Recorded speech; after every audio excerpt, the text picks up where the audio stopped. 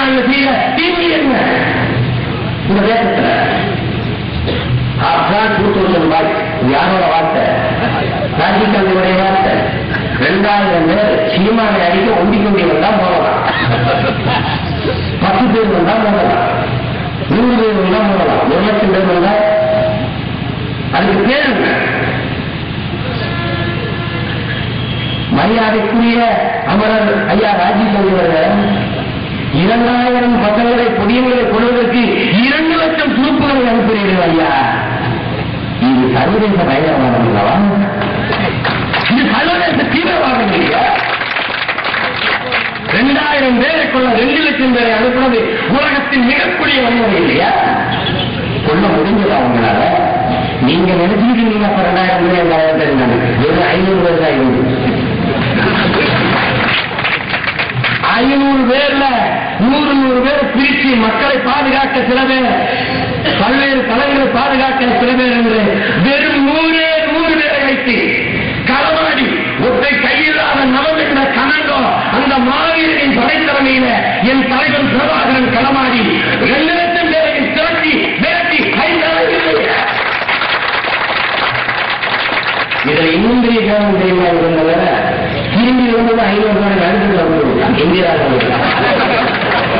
பசமா பதவிக்கு கால் சேர்த்த தலைவர் யாருங்களா அவன் இந்த தேசத்துக்கு தீவிரவாதிங்க. அந்த வந்த ராஜகன் எல்லாம் என்னன்னு கேள்வி தீவிரவாதியா சொல்லணும். சண்டை நடந்து கொண்டு போகிற போது எதிரில் தாக்குகிற போது இந்திய ராணுவ வீரர்கள் துப்பாக்கி கீழே போட்டு கும்பிட்டுகிறார்கள். தப்பித்து ஓடுங்கள் என்று இந்த கட்டளை சொல்றார். தப்பித்து ஓடி இவனை துப்பாக்கி எடுத்து இயக்கின சக்காய் கீழே அடிக்கல. இந்த படைக்கருவிகளை வச்சுக்கிட்டு ஒரு நாட்டு ராணுவத்தை அழிச்சிருக்காரு. சொல்லணும் பேர் ஐடி என்னது நான் கேட்கிறேன். அமைதி படை என்ற பெயரில் போய் தமிழீழ மண்ணில் என் தாய் தமிழ் உறவுகளுக்கு இந்திய தேசிய ராணுவம் செய்த ஒரு நன்மையை இந்த தேசத்தின் தலைவர்கள் சொல்லட்டும். என் மக்களுக்கு இந்த தேசத்தின் ராணுவம் செய்த 1 கோடி தீமையை நான் சொல்றேன். பேச முடியுமா உங்களால? பேச முடியாது. பேச முடியாது. இன்னைக்கு நாங்களா சொல்றோம். ஹிலாரி கிளின்டன், பில் கிளின்டன் அவருடைய துணைவியார் தீவிரவாதிகளின் பட்டியலில் விடுதலை புலிகளை சேர்க்க முடியாது, அவர்களின் நோக்கம் வேறு, அவர்களின் இலக்கு வேறு என்று ஹிலாரி கிளின்டன் சொல்றார். நான் என்ன கேட்கிறேன், அமெரிக்காவினுடைய பெருமகள் இன்றைக்கு வெளியுறவுத்துறை அமைச்சராக வருகிற அந்த பெருமகளின் சிந்தனையும் புரிதலும் இந்த தேசத்தின் தலைவர்களுக்கு வர வேண்டும் என்பதுதான் எங்கள் வேண்டுகோள். மரியாதைக்குரிய ஐயா பார்த்தாக்கே சொல்றாங்க, அந்த நாட்டு விடுதலைக்கு போராடிக்கிறதுக்கு தேவையில்லாம எந்த நாட்டை தடையை செஞ்சீங்க அவர் கேட்கிறாரு. அது பதில் சொல்லுங்க. அவர்தான் சொல்றாங்க, எதுக்குடா தமிழகத்தை கொடுத்து பிரபாகரன் குடியிருந்து இந்த நேரத்தில் இந்த நாட்டில் இருக்குங்களா ஒரு தீவிரவாதி உள்ள வர மாட்டான்னு பார்க்காது. நான் சொல்லல. விடுதலை புலிகள் மிக நேர்மையாக ஒழுக்கமாக மிக சரியாக கட்டமைக்கப்பட்ட ராணுவம் என்று நான் சொல்லல.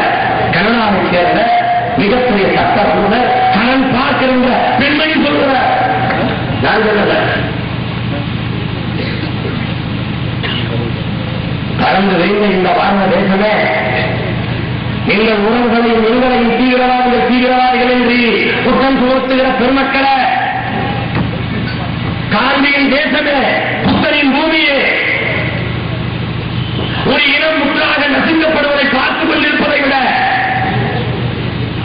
நான் எத்தனை முறையும் வன்முறையில் ஈடுபடுவேன்.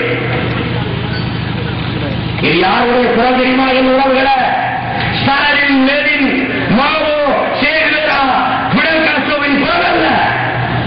உலகத்திற்கு அகிம்சையை போதித்த அகிம்சா மூர்த்தி தேசப்பிதா காந்தியின் குரல்.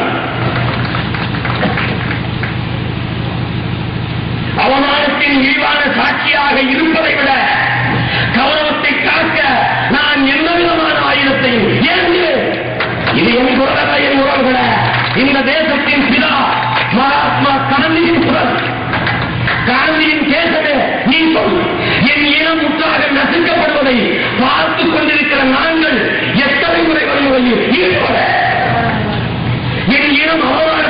தொடர்ச்சியாக அழித்து ஒழிக்கப்படுகிற என் இனத்தின் கௌரவத்தை காக்க நாங்கள் எந்த விதமான ஆயுதத்தை ஏங்க நீ ஏற்போம் பதில் இருக்கிறதா?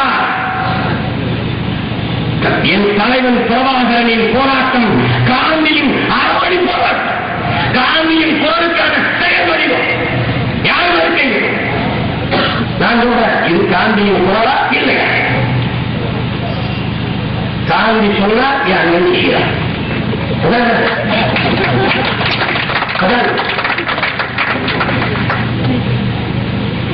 இந்த இனத்தில் இனி எந்த நூற்றாண்டிலும் இப்படி ஒரு தலைவர் உனக்கும் எனக்கும் தோன்றப்போவது இல்லை. கட்டளைக்கு செய்தால் கூட அப்படி ஒரு அற்புத தலைவரை இந்த இனத்தில் செய்து எடுக்க முடியாது. நிறைய வீரம் வையுங்கள், நிறைய அன்பு வையுங்கள், நிறைய அறிவு வையுங்கள், நிறைய கோபம் வையுங்கள். இப்படி எல்லாத்தையும் வச்சு ஒரு மனிதனை படையுங்கள் என்று சொன்னால் கூட என் தலைவன் பிரபாகரனை போன்ற ஒரு மனிதனை படைக்கிறார்.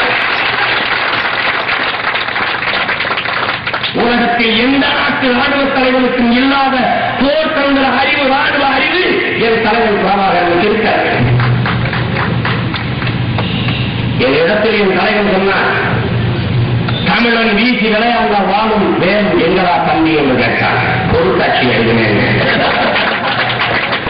பூஜை ரூம்ல வச்சு 1000 கோடிக்கு சந்தனம் கொண்டு முடிக்கிறேன்னா உன்னை குப்பை போட்டு எண்ணி வெட்டாங்க கும்பிட்டாங்க. சீனாக்காரன் கையில இன்னும் கத்தி இருக்கிறது, அவன் சினிமாவில் வருது. ஜப்பான்காரன் சுவாடுங்கிற பேர்ல இன்னும் அமைச்சிருக்கிறான், இன்னும் கற்பூச்சிருக்கிறான்.